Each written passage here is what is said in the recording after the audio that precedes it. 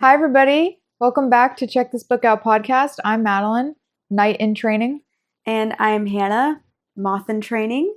And this is the Check This Book Out podcast where we talk fantasy and romance novels. Today, we are back with our bookish deep dives, we are covering The Knight and the Moth by Rachel Gillig. If you couldn't tell. We are knights and moths in training. There's actually a moth in the room. There tonight, really actually is. It felt like an omen, if you will. Oh. A portent. If you will. Or if you won't. If you won't. Maybe. Anyways, today we're going to do a deep dive of The Knight and the Moth by Rachel Gillig. This is her, honestly, I don't know, do we know if it's a duet or if it's, do we not know? I do believe it's another duology, okay. Yeah. She has a really popular duology, The Shepherd King series or duology. Okay. The first one's One Dark Window. The second one is Two Twisted Crowns. Very popular. Very popular. And back in May or June, one or the other, she released her second fantasy duology, the first book, and it's called The Knight and the Moth. And we read it so that you didn't have to. Mm-hmm. And we can talk about it today. Yes. I'm excited. Per our usual approach, we're going to be talking about world building, plot, and characters with things mixed in between. Yippin' and yappin', as we do. As one does. Without further ado, everybody grab your moth. Grab your pet moth. Grab your purple water bottle. Find your comfy reading chair and let's check this book out. Heck yeah. Let's do it. Heck yeah. All right. We're starting it off, as we always do, ratings. With our ratings. Are you ready? Yep.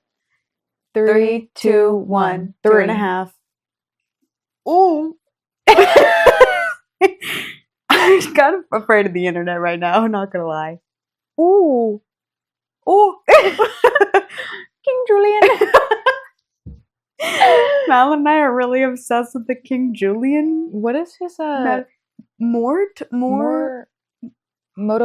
No. Something with an M, right? I love King Julian. I don't like King Julian. I love King Julian. What is his name though? What is it? So there's like that other line where it's like, I will rub your feet, King Julian, or something. How did we get on this topic? From Madagascar. Oh, King Julian the 8th. Oh. Actually. Maurice. No, that's Maurice is the other, like, adult one. I don't know who the baby one is, though. Okay, search baby lemur. Oh, you're right. Mort. Yeah. Like the doorknob. That's awesome. Ole, King Julian.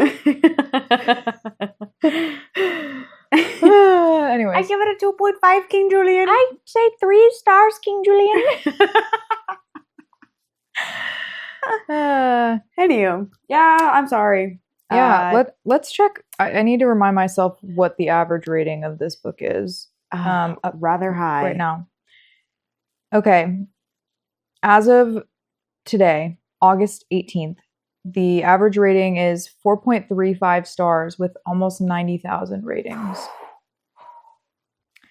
It's a little high, in my opinion. I think we're not on the right side of the spectrum this time. Yes. I think we are. Us and Book Talk aren't on the same page. Yeah, we aren't. I'm sorry. I'm feeling Onyx Storm flashbacks. Well, we're like on the complete opposite end. Okay. I was about to say, wow, you feel that? No. Just saying that we are coming back to the internet with a really hot take. Yeah. Our take about Great Big Beautiful Life turned out to be very lukewarm, I would say. Yeah. Our Red Rising reviews have been on par, but I would say I have kind of like strong emotions about this book, though. Okay. I feel opinionated. I do, yeah. The feelings that you're having are mutual? Mutual? Is that what you said? Or neutral? Mutual with an M. Yeah? Maybe. I think I feel a little bit more watered down than you do. Okay. A little diluted, okay, if you will. Fair enough. But yeah, let's go ahead and get into it. Yep. World building. I kind of want to talk about like the writing style kind of hand in hand with world building here. Okay. Because for some reason her writing, the way that she wrote this book is what made me feel in the world, if that makes sense. I think like her writing style did the job. Okay. Did its job, in my opinion. I see. Here. But to give a quick recap, we have the five hamlets. Yes. The 5 hamlets, so it's like different regions of the country. You have an omen, which is basically a god that's associated with each hamlet. Mm-hmm. And you have the cathedral, Aisling, is that how you say it? Aisling Cathedral, which is where all of the diviners, and our main character, 6, is one of the diviners. That's where they all go and dream in the spring water. And receive omens from the omens. Yeah, she's supposed to have like basically visions that are supposed to give them signs about whoever she's divining for. Mm-hmm. Anyway, so the vibe of this book is supposed to be very, like, again, in line with One Dark Window, very like gothic and dark. Which I feel like it achieved. It did achieve that. Yeah. But I feel like the reason why I really got there was because of the writing style. Yes. Like the book, okay, it's in my review, I said that like the writing style is like very weird and like odd. It's inconsistently odd. Mm-hmm. But like the weird vocabulary that she used sometimes is what made me feel like, ooh, it's spooky and creepy and weird. To me, you just saw it again too. I see the math. The math? The moth. It's up on the wall there. It's a baby moth. It's a baby moth. Anywho. That's gonna be so distracting. Yeah, it's coming near me. It's okay, it's our pet moth. Yeah. To me, what really did the gothic vibe was the setting. This like looming cathedral and these spooky statues and the gargoyles and having to wear a shroud that's all mysterious and then like just like drowning is dark and gothic, not gothic, but like dark and kind of gruesome. So the smell of the like spring water. No, I get you. I just think it's also in the way that she described the world in general. Like even when they went to all of the different hamlets, hi friend. I think the way that she wrote about each of them just made it feel so like, ooh, you know? So I think that like that was one thing that I actually thought was well done in this book was the world building. Yeah. And not to mention that it's like very unique. I mean, I felt that too. I think that, I mean, it's going to be hard to not compare it to One Dark Window, like somewhat frequently.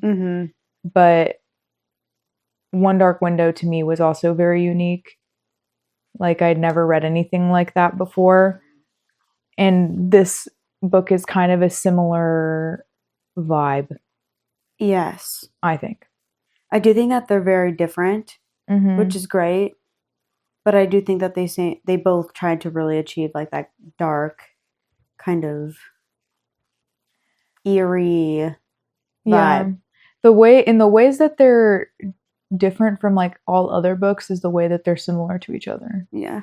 Does that make sense? I will say though about the world building, I mean, we talked about this in our fantasy duology episode, but like I do appreciate a simple world building in a duology because you just want to kind of get to the point. It's mostly character driven. This was a world that was very easy to digest. And I think that I will kind of just go ahead and say this. I think that kind of did a disservice I think this maybe did a slight disservice to this book in the fact that it was kind of bland to me. Unique. That's what I was just about to say. Unique but bland. Does that make sense? Kind of boring. Yeah. Like, yeah. We might need to take care of our moth situation. Yeah. I'm getting distracted. Should we kill It's it? just very active. Oh. Oh, wow, he's real. A tough fella. Oh no.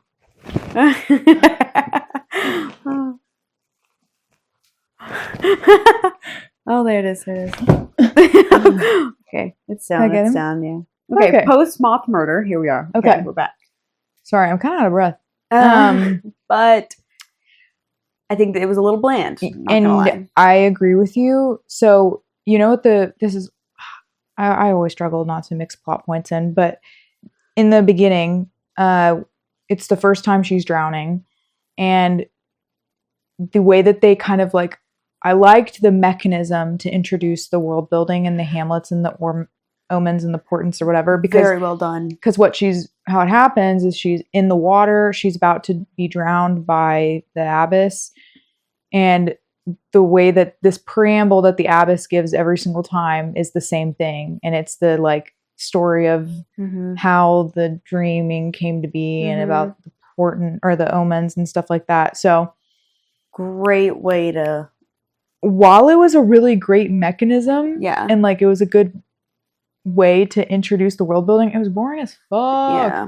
That story was like, I like fell asleep. It was one of the reasons why I couldn't. It took me how long? Probably took me 2 months to read this book. Yeah. That's how long it felt. Yeah. So. Very easy to digest, but failed to impress. Honestly, I'm just going to say that's my entire opinion of this book. Failed to impress.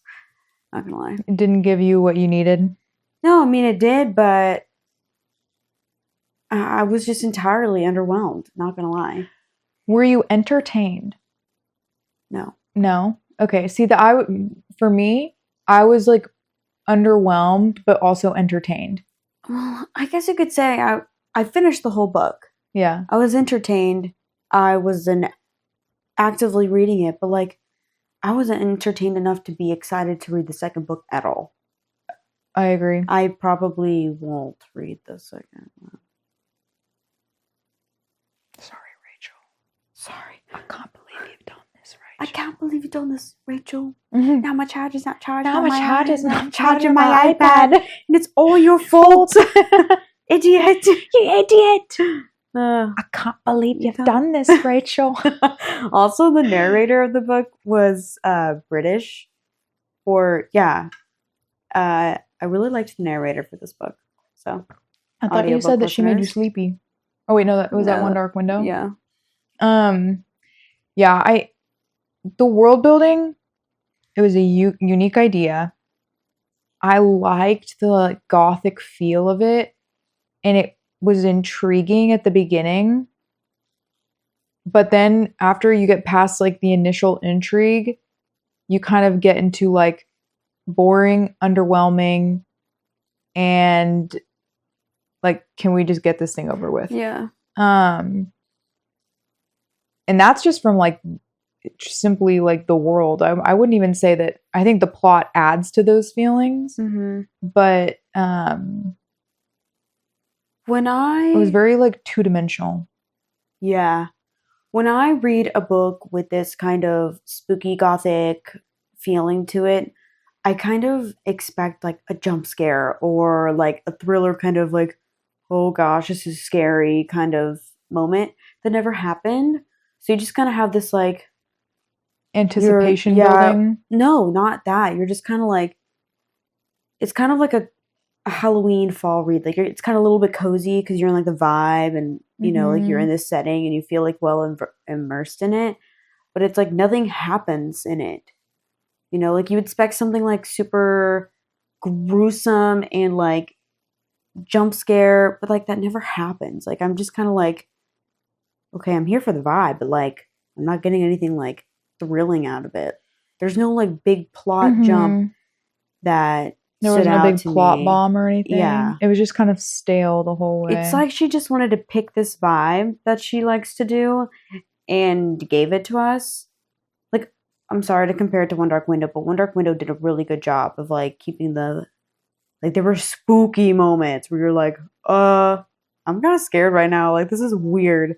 Never happened to me for this book. I'm sorry. Mm-hmm. So it just kind of failed to deliver in that way. Yeah.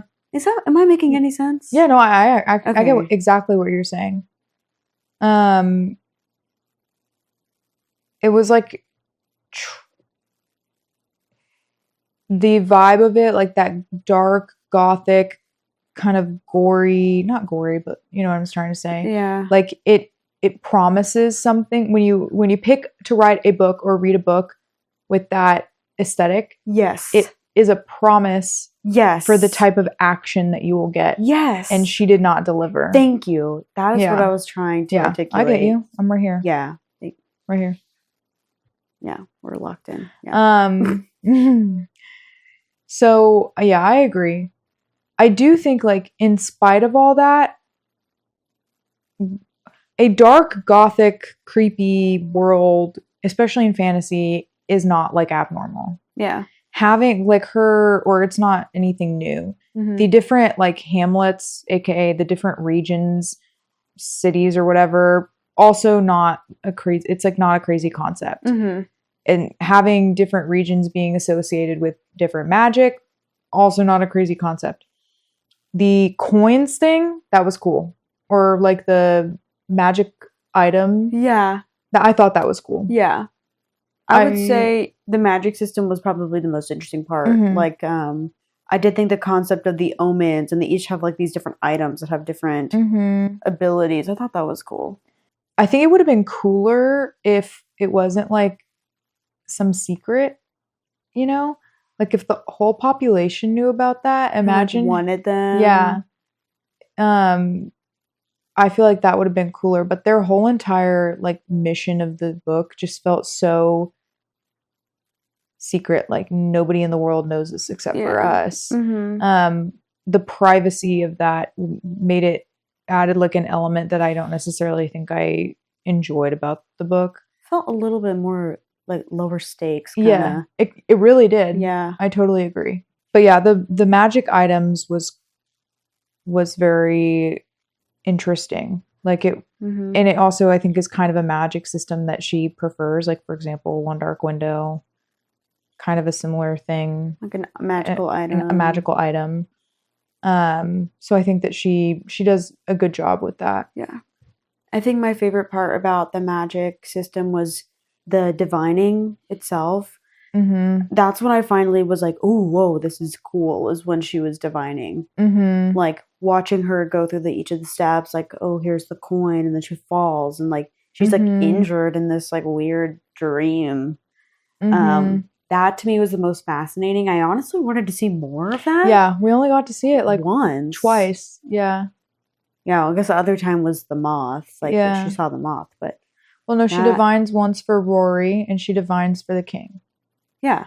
Oh, it's but the one for Rory was just the moth. Yes. Yeah. Like, you know, there's that whole alluding at the very end of the king's divining where it's like, I feel like something's chasing me, and then she's running, and then she wakes up. Like, I would have loved to like see that again and like see what she does. Agreed. Anyway, I found that to be that was my hook. That's when I got hooked. Was that moment.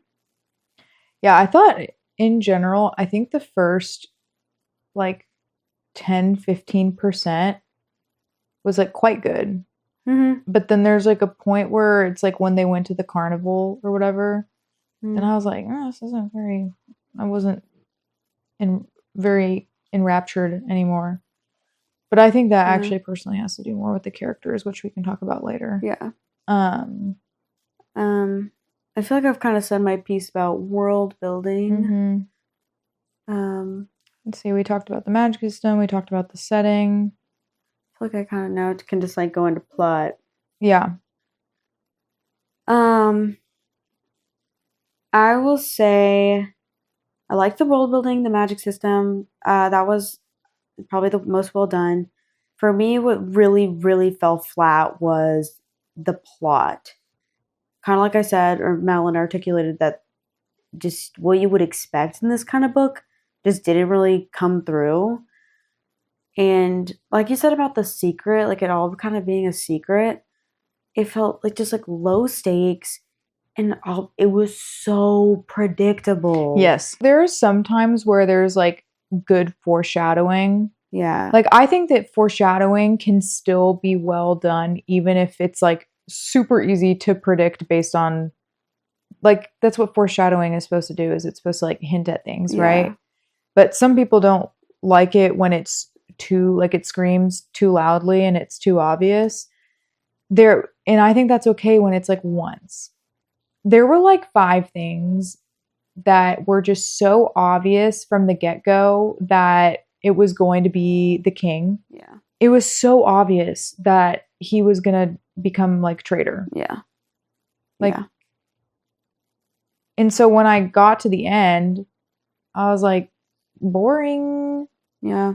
You know? You knew it was going to happen. Yeah. The only thing I wasn't expecting was like that she was going to end up getting separated from the gargoyle. Why did they get separated? Because he captures her. Benji, the king, captures her and like makes Rory, Maud, and the gargoyle leave. Yeah. Like, yeah, that's true. I didn't really, I guess, see like how it would end up. Like, I knew the king was going to be a traitor. I knew her eyes were going to be stone. Yes. I knew all the other omens. I knew all the other diviners were going to be dead. Yeah. Like, I knew the omens were not going to be real. I knew the abbess was going to be the moth. Yeah. I predicted every single thing. And like you said, like, there's good foreshadowing. And then there's like, honestly, you're insulting me as a reader because you've foreshadowed all these things so much as if I'm not going to guess at this point. And now I'm just like having to read your hints. And I'm like, girl, I already know. Yeah. I already know what's going to happen. Yeah. Like, how many times was Sybil like, oh my gosh, I don't know where 1 is and where's 2. I'm like, girl, they're dead. Like, yeah. I know this. I'm like, your entire mission just feels so pointless because they're dead as fuck. As you said, it was very predictable. And like, to a certain extent, I think that you can operate on predictable. Like, yeah, let your readers come to these conclusions that are going to happen. But like, and I'm going to use Blood Over Brighthaven as an example because it's just like the best example out there. Mm-hmm. Blood Over Brighthaven, like, I predicted how I thought the book was going to end in the first 40%. Mm-hmm. So like what I thought I had my prediction, I had my theories in my head, and then it happened at like 40%. And I'm like, well, where the fuck do we go now? Yeah. What would have been so cool is if she had like, you're thinking from the beginning of the book when the diviners disappear, you're thinking, oh, they're going to be dead. Mm-hmm. Yeah, tell us that they're dead like 20% in. Yeah. Or let us find out that they're all dead except 1. Or something like that. Mm-hmm. Like, make it, even if it's slightly predictable, make it, haha, you thought, like, yeah, you know? Turned it into something else. Yeah. Exactly. So it's like, but you know what I'm saying? Like, with Blood Over Brighthaven, it's like there was that predictability element, but then the second half of the story was, you wouldn't have ever predicted it because the thing that you already predicted came true. Yep. You know? Yep, exactly. That is a perfect example of like good foreshadowing and like the kind of predictability I will enjoy. Mm-hmm. You know what I mean? This, however, was just entirely predictable. Mm-hmm. And it made it very boring. Yeah. I couldn't really enjoy it. Again, there was no jump scare. Yeah. There was no like gasp out loud moment. Mm-hmm. Yeah, like she should have taken off her shroud at like 30%. Yeah. And when she took it off, it was just like her and Rory. Yeah. Like in a room. Yeah. Like, and then nobody said anything about it after. Yeah. Like guards, like, or whatever. I think she had mentioned like something about like the guards like looked at her a little bit and like townspeople or whatever, but like nobody made a scene. Like, also Rory already knew technically. Yeah. So it was like, I don't know. It's just, I really liked how one of the, I can't remember which diviner sister it was, but how they're all disappearing. And then she's like, fuck it, I'm about to get kidnapped. I'm going to see what I look like. Yeah. That was cool. I liked that. Yeah. That's a good foreshadowing. But then I immediately knew. That her eyes were stone? No, okay. You just knew not at that moment. You just knew something was wrong. Yes. But then you have like 10 instances of seeing like where all these omens are stone, and then that's how you know. And you're like, oh, okay. So it's like she did it right the first time. Yes. These repeat instances of like the exact same thing, you know? To the point where it's like we finally are trying to like, oh, she's about to take off her shroud. I wonder what's actually under there. It's like we already know. Yeah. You're like, oh, she's finally going to know what I know. Yeah. It would have been more interesting if she took her shroud off right after the first omen was dead. That would have been more interesting. I agree. Me. I think that would have been a better point. I agree. Because she didn't do it until they were all except for the Heart Weaver. Yeah. Or whatever. Mm-hmm. Heart Sword Weaver. Yeah, that. So I agree. It was just entirely too predictable. Mm-hmm. I have another comment about plot in general. This was a mission book, like a little quest book is what I'm trying to say. And I like those typically. Like I can think of many examples of books I've read with like little quests, but it was so formulaic and like the same exact super repetitive. Thank you. Then I'm like, okay, like, where's the depth? Like, we know what's going to happen. Okay, they're going to kill him after a little game. Okay, we're going to kill the next omen after this, and then we're going to get an item. It was every interaction was the exact same. And, until the last one. Yeah, obviously. And that was boring. That was boring to me. Nothing varied. There was no, like, you just knew what was going to happen. It just wasn't interesting to me. I think it was a quest poorly done.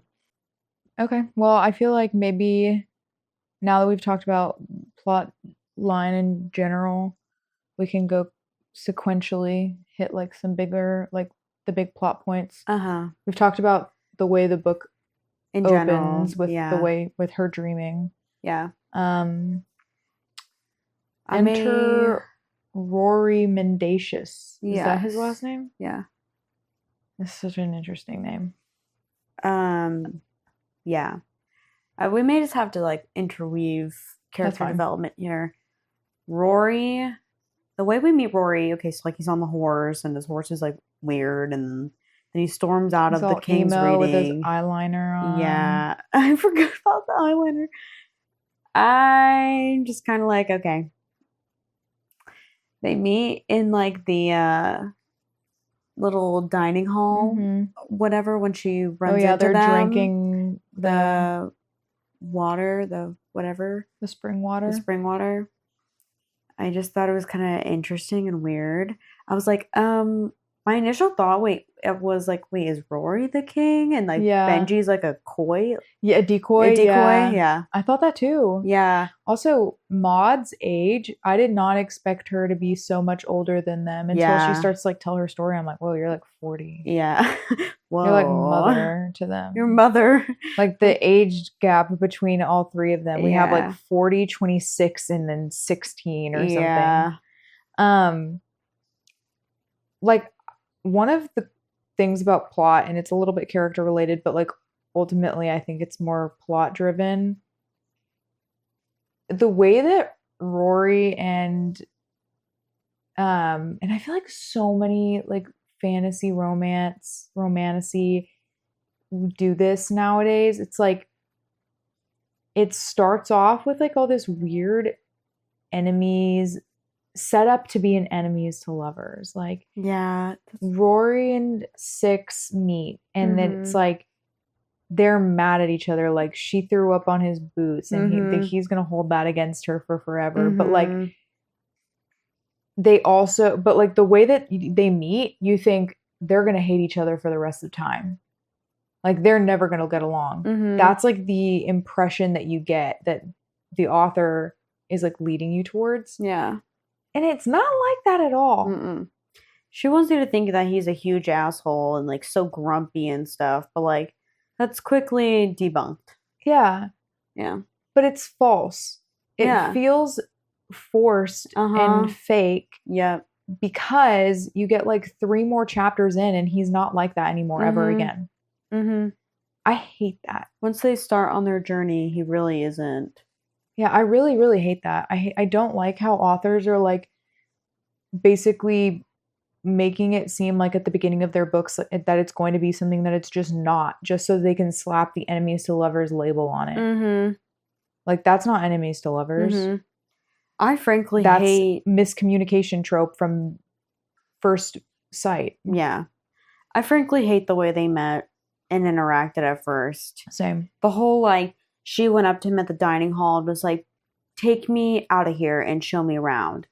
Like all bossy, well not bossy, like all like demanding, you know, like this of him. I'm like, who are you to ask that of him, first of all? And then he's all like, no. Like, I'm like, well, you guys are acting like children. Like, what is going on here? Like, y'all don't even know each other. Why are you guys talking to each other like this? Like, why are you demanding this random man to take you? Like, what does he owe you? The way Rachel Gillig set up, like, Six finally leaving the compound, whatever, just felt very weird. I'm like, okay, that's a weird way to go about her getting out, but okay. Yeah. Yeah. Yeah. She's like, been so timid, apparently, all 10 Wants years. to be the perfect little follower. diviner. Yeah, and then all of a sudden she's like going up to him in the whole room. Is like, take me out of here. What? Yeah. Her personality didn't really make any sense to me. Yeah. I know. I just, their whole first interaction, honestly, all of their interactions were, I was constantly being like, it just doesn't fit. Yeah. So it never felt like it fit. It felt like it was trying to find different ways to like make 2 puzzle pieces go together that they just don't. Like, all sides didn't work. Yeah. And Rory was supposed to be like this. He wasn't from a noble family. Like, he was able to become a knight because he had some inside knowledge about the items. Because he was like the brigand's like apprentice or something. One of the Omens apprentices or whatever. So we got this inside knighthood. You got like an easy pass. And he's supposed to be like kind of spoiled and like no manners or whatever. I'm like, okay. He's not really though. Yeah. Like, he does his job. He's friends with the king. Yeah. Like, what are we trying to? What kind He's supposed to come off as some like heathen. Yeah, we're trying to paint a picture here, but it's just not really. Yeah. Lining up. No. Yeah, there were just a lot of inconsistencies in between what I was being told versus what I was actually reading. Yeah, the showing versus telling was just kind of not. It wasn't meeting. Yeah. It wasn't meeting up. Wasn't. Yeah, it wasn't clocking. It's not clocking for you, is it? Yeah, exactly.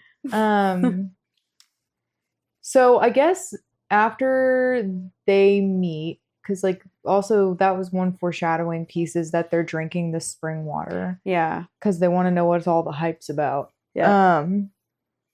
So that was like a foreshadowing piece, but in the end, it didn't feel very significant at all. Yes. And then they go to the carnival, and they're drinking, and they all have their shrouds on. Oh, she has that weird moment in the forest with that guy. Yeah. Like, that was so random. So random.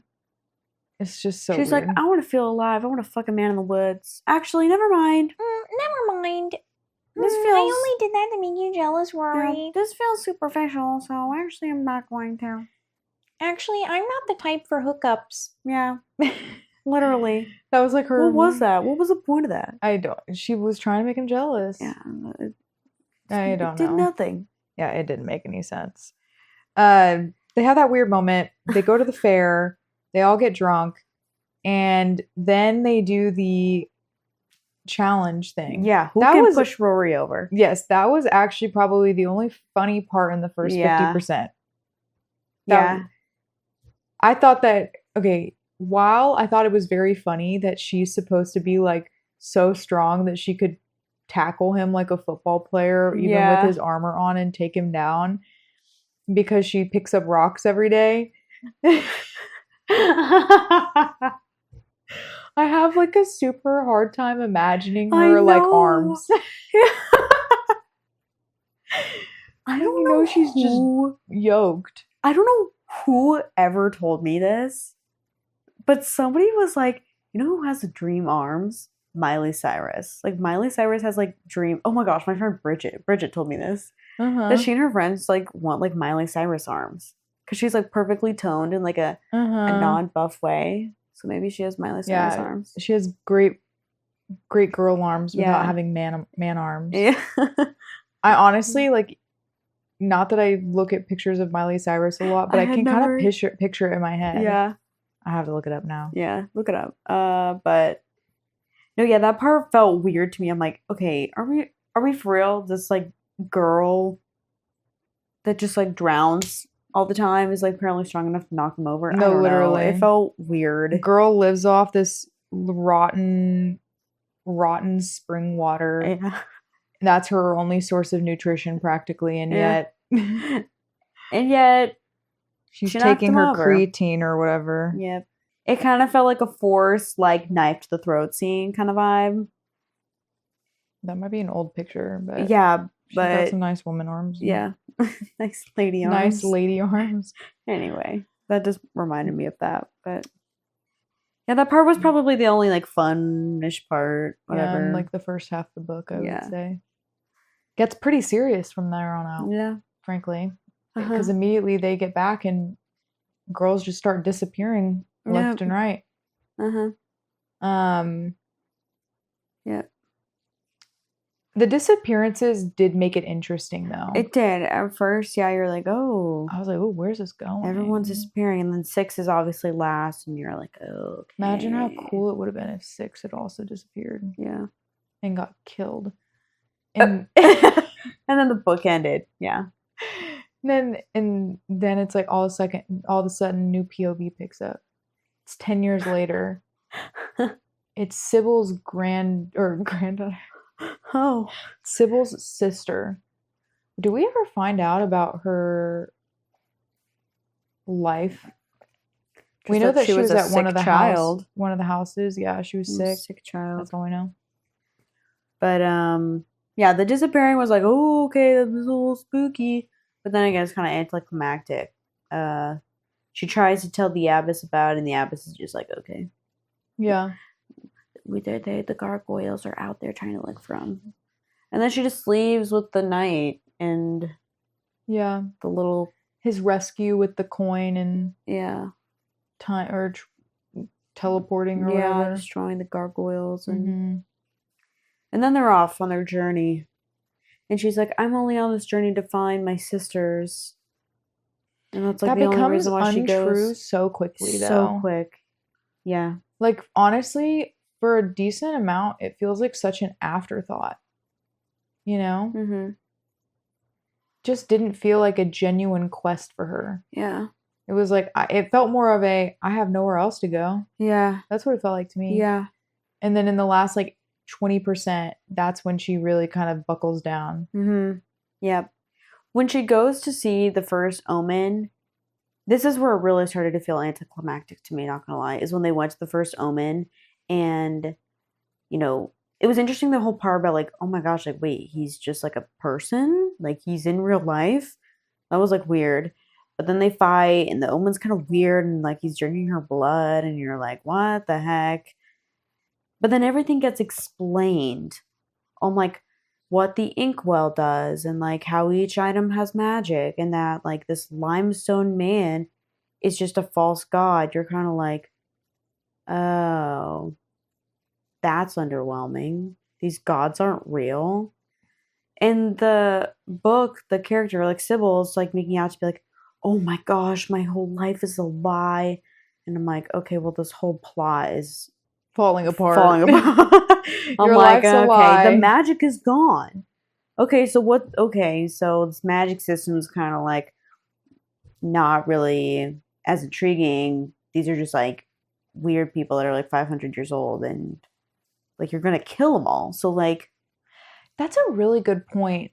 Basically, by her telling us that the religion was like a man-made construct, the whole entire book just kind of falls apart. yeah, you're like, what even is the magic system? Now the magic system doesn't make sense. If there's no God, where is the magic coming from? And then they never explain that either, by the way. Yeah, it is. They never explain why the water is magic. That's true. That's true. But yeah, or how the abbess was able to use it. Aisling, I guess, is her name. yeah. It was like kind of explained, but like poorly. Anyway, once the first Omen was killed, you know that they're just going to basically repeat that same exact routine for the next one. And you're kind of just like, okay. Mm-hmm. Well, now we're just going to go kill a bunch of people that are old and stone. Yeah, nut jobs. Yeah. That are half stone and obsessed with Sybil's blood. Yeah. Yeah, I don't know. I didn't think about it that way. I did like that scene though. I liked the first Omen. Uh-huh.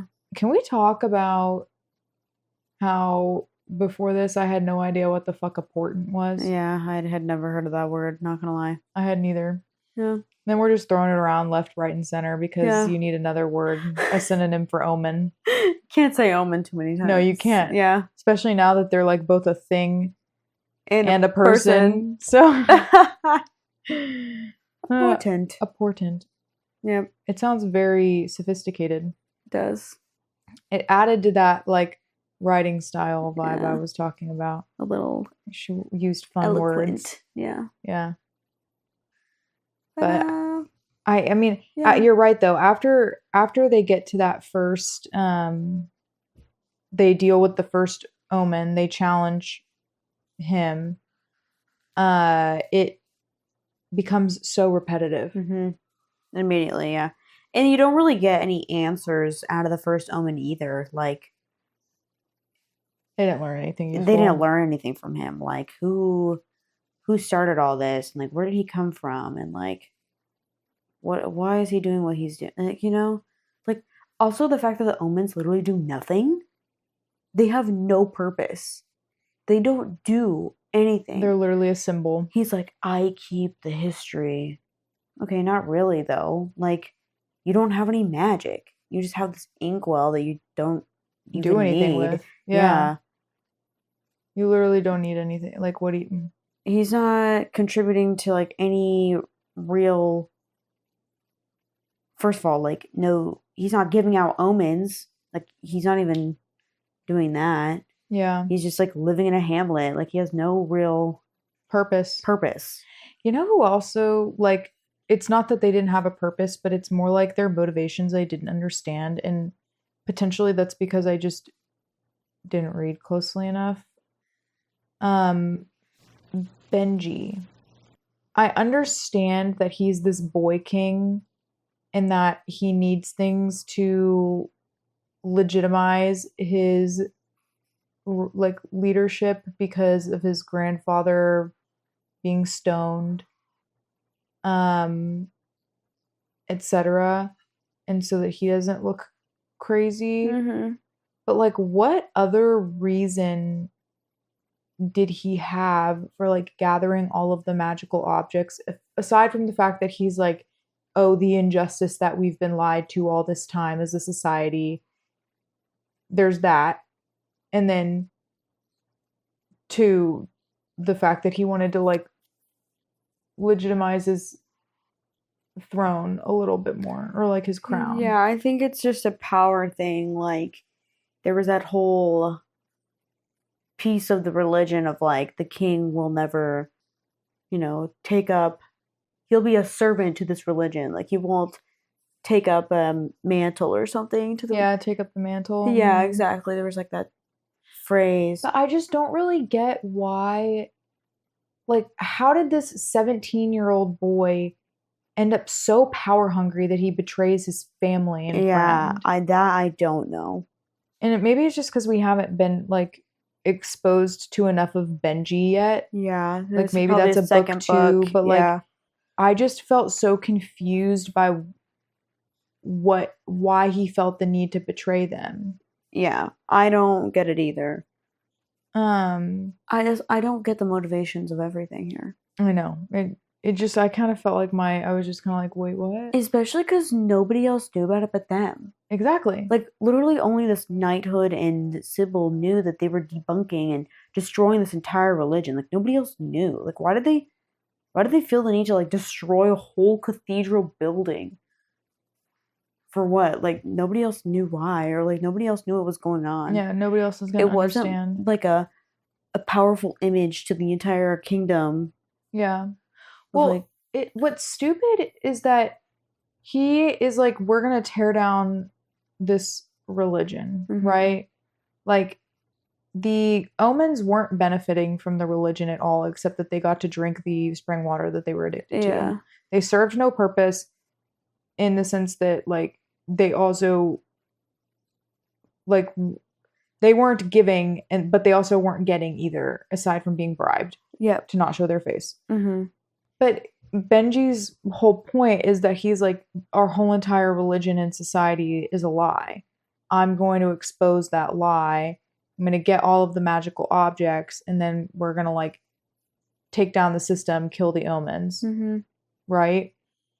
But then he holds on to Sybil as some, like, figurehead of the diviners and, like, the old religion. I'm like, why wouldn't he just kill her? Yeah. And he's like, you're gonna be my wife. Yeah. And I'm like, okay. Okay. Okay. I have no idea what the second book really will entail at all. Yeah. Frankly. But I mean, obviously it's going to be, the first quarter of the book is going to be about Rory trying to get her back. Yeah.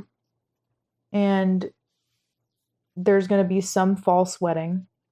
Yeah. I think we kind of, go through all the Omens and killing them all. Also that one, like, test of strength where they have to, like, train Sybil. Oh, yeah. I'm like, this is not realistic at all. No. Y'all. Don't try to just throw a training montage into there for nothing. 3 days of just, like, working out, like, hiking up a hill. Like, no.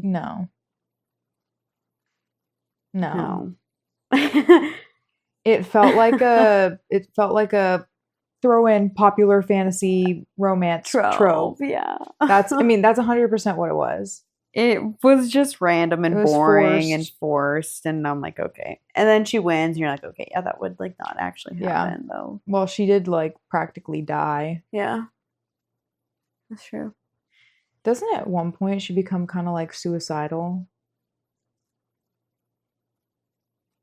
It's either when she's healing or was it when? Oh, it was when she found out that all her sisters were dead. That's what it was. Was. All my friends are dead. Another thing that I was like, okay, really, was when she was, like, knighted. When she got her armor and stuff, I'm like, okay. We just have you and Rory in a room, and he's fitting you, and he's, like, looking at your boobs and stuff, and you know, it's supposed to be, like, this horny moment. I'm like, okay, come on, though. Like, really? Like, let's get her fitted for some armor. The girl can't even see. She's wearing, like, a shroud. Yeah. Like, what are we doing? Yeah. It just felt so random. Like, yeah. Like, yeah, you're going to be a knight, but you're not going to take any of the same oaths. Don't worry. You're also, like, just not a knight. Yeah. Yeah. Girl doesn't know how to knight. It did make me understand the cover of the book, though. Why she was the one half knight, half moth. Or half diviner. Yeah. I'm like, oh, it's not Rory and her, it's her and her. Yeah. No, now that you mention it, I'm like, why did she even need the armor? Yeah. Like, she didn't even need it. She didn't need it. She gets it, like, maybe, like, the last 2 Omens or something. Yeah. Oh. Yeah, and then she actually, like, breaks her body and then bounces back in a week. And Yeah. And she has some cool armor. Yeah. Yeah. She probably looks like a doofus in it too. The last thing I'll kind of say about plot slash character development is the kind of like insta love. I've seen worse insta love, don't get me wrong. This wasn't the worst, and it wasn't that bad. But it was very much like that failed enemies to lovers, where I'm like, okay, okay, we're just all of a sudden nice to each other, and now we are making out in a lake during a training montage. Like, okay. Well, And the gargoyle is like, y'all love each other. I'm like, whoa, we just started. yeah. What? I'm gonna say it because I know I've already talked about it once on this episode, and I'm gonna say it a million times. I don't know what it is, and maybe it's just because I've been reading so much this year, and that probably has to be part of it. Is that I've just consumed so many books at this point that like I'm sick and tired of not having yearning. Yeah. Like I want to be on the floor foaming at the mouth, like just rolling around in the dirt because the tension is so good. Yeah. Like that by the time that I get to whatever that moment looks like, that I'm just in tears at how rewarding it is. Yeah. Like I want to be like overjoyed. You can see it on my face. My pores are oozing how happy I am. Like I want to be crying because it happened and crying because it's over. Yeah. Like we don't get that at all. You don't get any sort of tension. Like I'm sorry, 50% of a book isn't tension. Yeah. I don't want them to even kiss until the 5th book anymore. Yeah. I mean, you know what I mean? Yeah. I fully understand. And I get that it's hard in a duology, but it still could have been an enemies to lovers. Yeah. It just was. There was no. No, they weren't enemies after 30%. No, yeah, no. Oh, okay. They left on the journey together. They were no longer enemies. No, 100%. Yeah. The second that she decided to go get her armor fitted, yeah, it was game over. Yeah. You're like, okay, the luster is gone. The ruse is up. Yep. So, yep, I'm there with you. I miss the yearning. I need to find a good book with that. Yeah. Oh, I got one for you. Oh. The Prison Healer. Oh, yeah. It was so good. But I just think in general, but this is just a very good example of like my gripe right now with, I'll call it like modern fantasy romance. Mm-hmm. Like the books that are being released this year or in the past, 12 months, I just feel like it's instant gratification. I don't want that anymore. Mm-hmm. I like it when there's tension and build up. It like, frankly, it's one of the reasons why the concept of a second book isn't even that exciting. Mm-hmm. Because I'm like, well, they already fucked. So yeah. like, there's nothing else new. There's something new to happen. Yeah, there's something else. Yeah. I kind of feel that way about like the 2 Twisted Crowns, not gonna lie. Yeah. Which I know it's a totally different scenario, but like that's like, okay, well, everything kind of already happened in the first book. There's nothing new to happen. I feel like that's why so many people, this is totally off track, but I feel like that's why so many authors throw in like pregnancy tropes and like marriages and stuff. I'm like, because they have nothing else to do. Mm-hmm. Anyway, I'm gonna jump really quick back to the beginning. Another thing that just felt so weird and like didn't really fit the vibe of the book and took me out of the jump scare, spooky kind of, this plot feels, the personalities of these characters feels weird, is the fact that like all the diviners were like drinking and they were like, oh yeah, having sex with the people that would come to the compound. They were like mischievous and like could go and do whatever. Some of them would just leave and go to the fair. I'm like, where's this like, they should all be sleeping in a cell every night and they can only come out when they divine. Yeah. That's how it needed to be. It felt like, okay, is this religion even serious? none of it ever felt serious because the diviners never really were serious about it. And then the omens weren't even real. Like, you never had that, like, all this was for nothing. Because, like, nobody was actually, like, nobody really cared. Nobody was taking it serious in the first place. Yeah. You know what I mean? Well, even their own king was only there because he had to be. Like, yeah, like, it's all like, for what? What is the point of this? It's all like this. It was more of a mysticism thing than Yeah. it was an actual religion. Yeah. Like the way that the knights like viewed the diviners was like, oh, you're so hot. What's under all that shroud, exactly. baby? Yeah. Wasn't even respect. Like, there was no respect there. Uh-huh.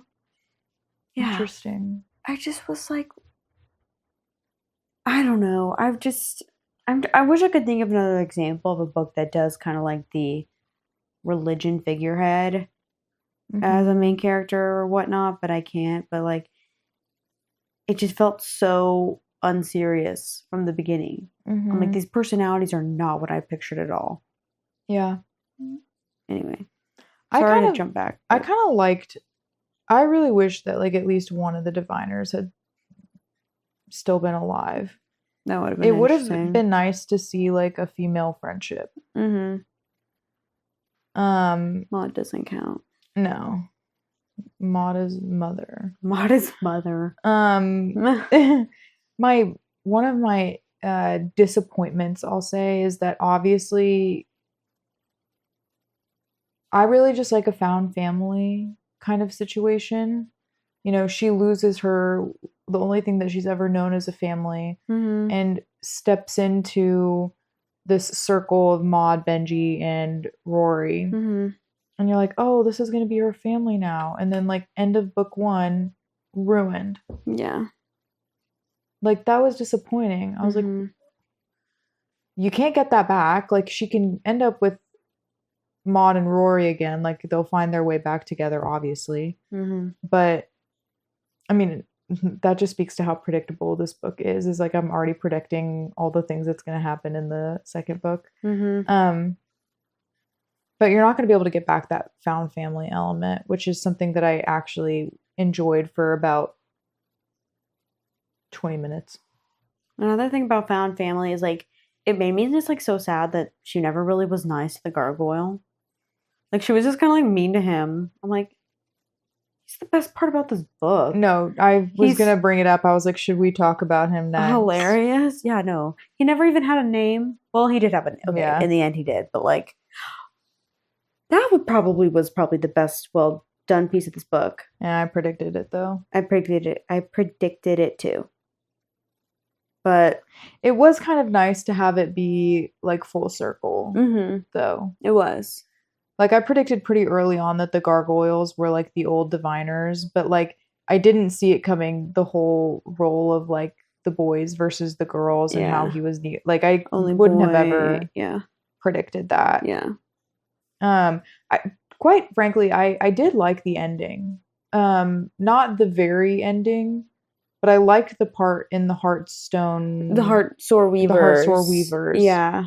Like, I thought the way that she like meets her and then learns like how all the history. Yeah, and how Bartholomew tells the story to her. Yeah. It comes back to that letter in the the very beginning of the book.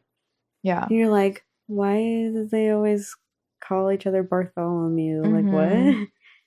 I did like that aspect, and that was unique, and I thought that was cool, full circle. And I thought that was a good way to end it. I thought that was a good way to end the book. I thought that was like a good cliffhanger, kind of wrapped up, you know, going to see where it goes forward. But I mean, the gargoyle really was like hands down the best character in the book. Yeah. And at the end, when his wing gets destroyed, I was like, if this gargoyle dies, I will be sobbing. Yeah. But that's the only outcome of how that's the only reason I would have cried in this book. Yeah. Actually, when she found out that the other diviners were dead, even though I already knew, it was kind of sad. I mean, I was sad for her. If I had to summarize like the good things versus the bad things of this, I would say The gargoyle, hands down, best thing. Good. The magic system / world building, the magic system in particular, was unique. And I thought overall, like, the concept of the story, like, it really got me. Like, it really hooked me with the dreaming and, like, the omens and, like, the thought of it in the beginning, like, when you're learning about it, the breath of, like, this is cool, even though it deflates, but the idea of it I thought was really good. The concept is there. The bad things, I just think that, like, the plot was boring and predictable. The relationship between Rory and Six was 100% dissatisfying. It was unfortunate. It flopped. I'm reading the second book of the One Dark Window duology right now, and dang, that series, that duology is good.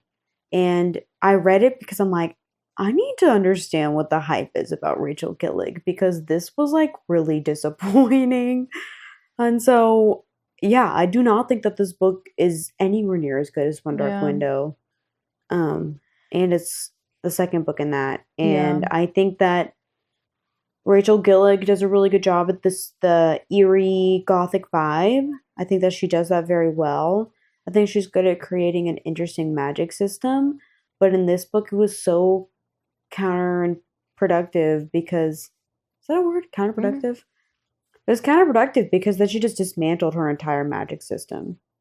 And slimmed it down to just, like, some magic water in the end. And you're like, that okay. you have zero context of how that came to be. Exactly. Yeah. You're like, well, there has to be some kind of, like, magic god or something, but, like, now all I know about is some like magic waterfall. Yeah. So I think that there wasn't any character that hooked me other than the gargoyle, and he's just, a side character, comedic relief. Exactly. There's no real, like, stake with him. So I'm not attached to any characters. The entire magic system is debunked, and the plot is predictable. Did the abbess escape? No, she died. She did? Yeah. Okay, I couldn't remember. There's no enemy, really.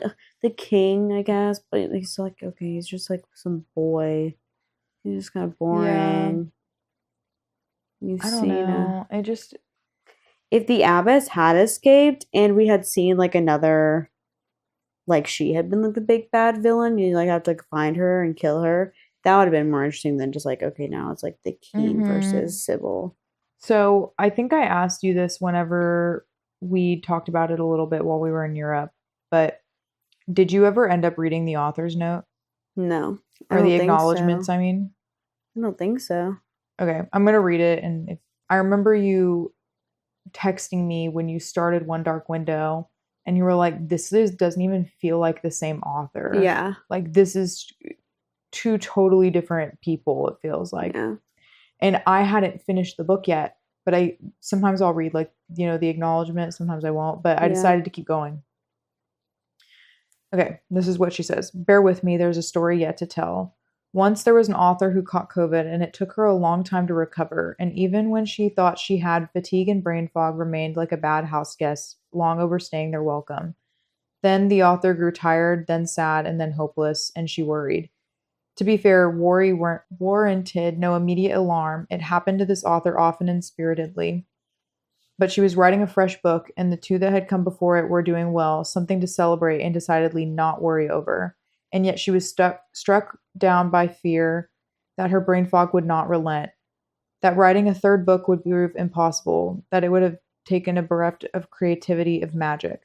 She cried so many tears, convinced beyond reasoning that she had lost something precious, that her new story wouldn't be enough. This isn't a particularly unique tale of woe. Perhaps you, too, have experienced something good, and in its aftermath, in a moment of sickness or tiredness or humanness, thought, well, that's it, my skill is spent. All that's left to do now is fail. I am but a frayed piece of thread, spilled ink, a sad little butterfly crushed upon a wheel. The truth is, creativity ventures hither and yon like a mercurial cat. She will not thank you for forcing her into your arms, yet on a day of seemingly no importance, even when you were sick, even when you were hopeless, she paused at your door. Slowly, the author, you know this is about me now, yes. beginning to feel like herself again. Gradually, the creativity, the magic returned. She wrote her third book. It's about a woman who tries her best, an errant knight who falls in love with her, a precious little limestone gargoyle. And it's about what we lose and what we gain, the arduous journey of self-discovery, the painful, beautiful burden of living.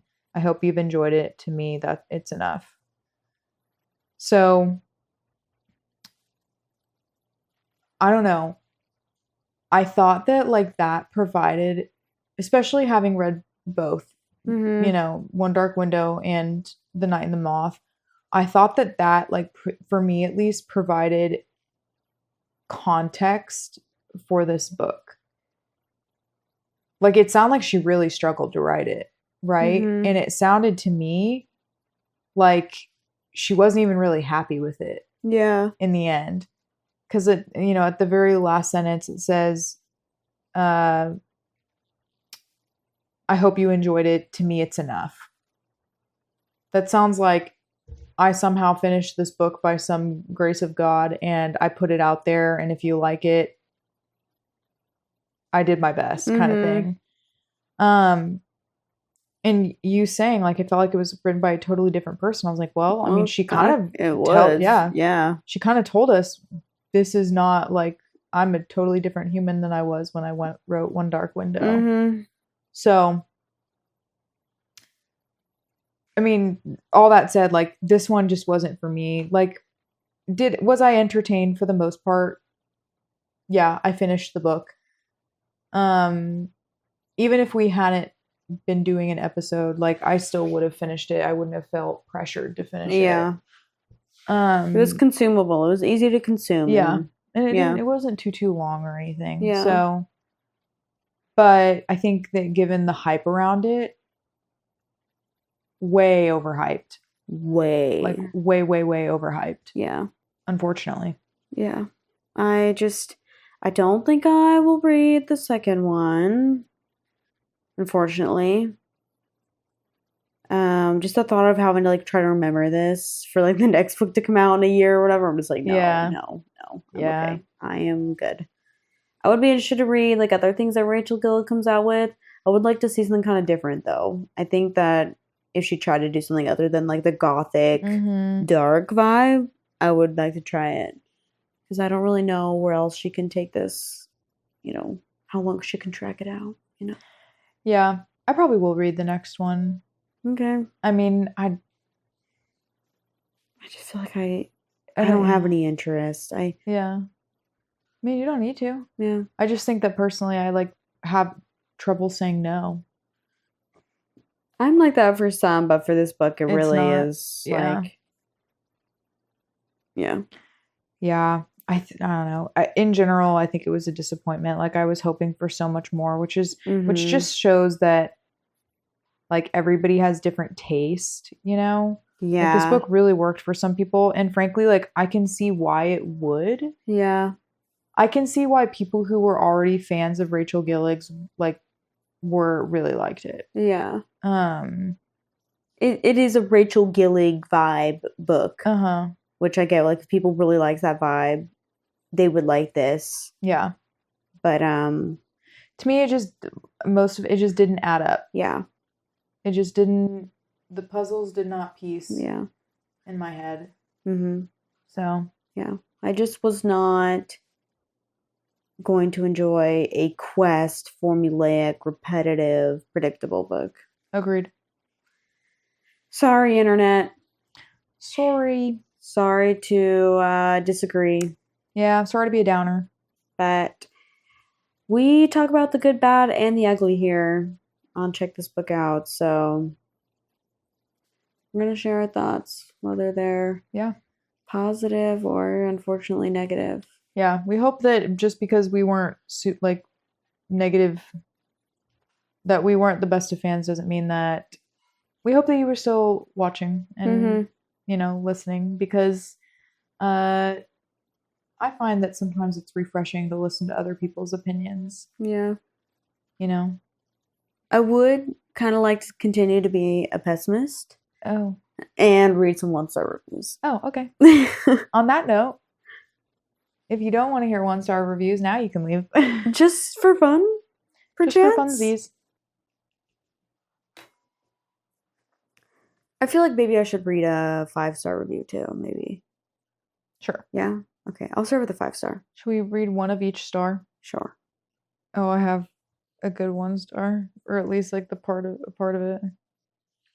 It says second most anticipated book of the year, second worst disappointment of the year. I kind of hope the other book that they're talking about is Onyx Storm. All right, I'll also read a snippet of this 5-star review, which brings me to what made this book feel special. Its originality. Romantasy feels like deja vu to me nowadays. All is the same. But Rachel's world is not another copy and paste kingdom. The diviners of Aisling with their shouts and number names, the bloody dreams, the spring that anoints, none of this felt borrowed. It felt utterly bracingly new. She restores my faith in the genre every time, but this book especially reminded me of that romantasy that can still surprise me. The whole book comes with the sacred. It's about gods and dreams and duty, but also about girlhood, identity, and rebellion. I loved every page of it. I do not agree with that last sentence at all. Girlhood, identity, and rebellion. It's literally about none of those things. The girlhood immediately ended in like the first third of the book, maybe by chapter 10. Identity, she doesn't know who she is at all. She just follows this crew around. And frankly, she doesn't ever really figure it out, except the fact that like everything that she thought she knew about herself was a lie. Like we end the book and she's kind of like, I don't know who I am. Yeah. In Rebellion, nobody knows. Nobody knows that they just ruined this entire religion, except the knighthood. Yeah, and girl never really got to the point where she could rebel. Like, yeah, I guess she goes back and destroys the cathedral, but like, I don't know. I don't agree with that review quite. Yeah, like, literally at all. Let me try to find a 4. Sorry, I didn't mean to be so negative to that person, but okay, I'm going to my 1 stars. Oh my gosh, there's so few. This is a 4-star, 4.5 stars. Bartholomew. That's all it says. I love a woman in chainmail and a witty, lovable side character. Reading this felt like falling into a strange gothic dream. Valid. What was that? A 4-star? That was a 4-star. All right, let's find a 3-star. The first quarter was so promising, and I was really getting invested in the story. I'm not sure if it was the writing style or just me, but I ended up just getting really bored about halfway through. I felt like I kept waiting for it to get better again, but it just never really did. There were a few moments that I did enjoy, but it just didn't connect with it fully for some reason, which is sad. The FMC was so interesting to read about, though, and I did love Rory. I also loved Bartholomew. He honestly made the whole book for me. I mean, when you like a side character more than you like the main character, yeah, that's kind of a. He has an actual personality. Yeah. I mean, he really did. Like in comparison to all the other characters, like everybody's just talking about the ending, how like the ending was boring. Like the first half, it was intriguing and like had their attention, but all of the 4-star reviews, that's the reason why they gave it 4 was because it's. Yeah, I'm reading that too. Somebody just says, I just wish the stakes could have been higher. Yeah. How many times did we say that? Yeah. Like, each time they killed an omen, what happened?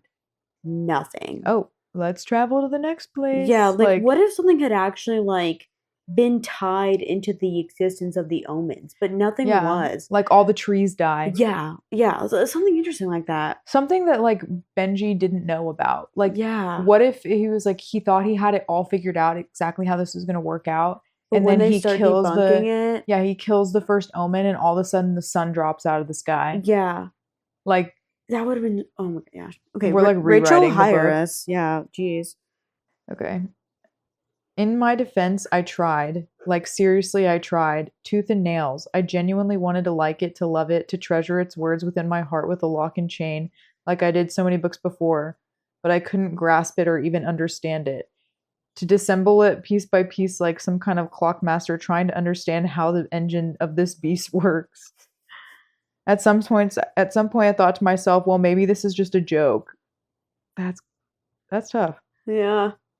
That same review has an interesting sentence here. I should have known better when I first learned that atrocity of names. Because what in the 7 hells are those? Roderick Mendation? His name was actually bad. I was never going to like him because his name was Roderick. can I tell you, you keep going, but also then I want to read to you Brenna's review because it's on that. Nothing in this book makes sense. She's tossed in the middle of a giant quest for some magical objects who would grant great power to the person who bears them all. Side note, if collecting all said magical artifacts to empower yourself isn't enough hint to your typical villain, then I don't know what is. No, I wasn't shocked at the plot twist at the end. Yes, I saw it coming from the very beginning. How come the rest of the characters didn't foresee that? Is something only works in stories as bad as plotted as this one? That makes perfect, yeah, no, the same thing of like, Benji needs to collect all these artifacts. Like, okay, but why? Like, are you gonna go put them in a safe That's what I was so saying. no one else like, can use them? Like, no, you knew he was gonna use them for some evil reason. Brenna's review, it said, the main character's name is basically Roderick Bodacious, and that's so Diary of a Wimpy Kid coded, and it's by far the worst MMC name I've ever heard. Yeah, so true. Oh, okay. I hated this book so much. Yeah, I saw that. The characters felt very flat and slightly cliche. There's not a lot of depth to them. I've seen these types of characters before, except done better. This book used way too many F words. For a fantasy that advertised a medieval flair, it got lost with the way the F word was used. And I generally don't mind the use of vulgar words. That's so funny. That's actually a really good point, because I remember thinking like her writing, like the prose, if you will, the narrative was so like medieval and like odd vocabulary and like trying to be kind of like quirky and dark and weird, and then all of a sudden they're using like modern slang, vernacular, and curse words, like saying shit, like I don't know. Same in One Dark Window, they say fuck a lot.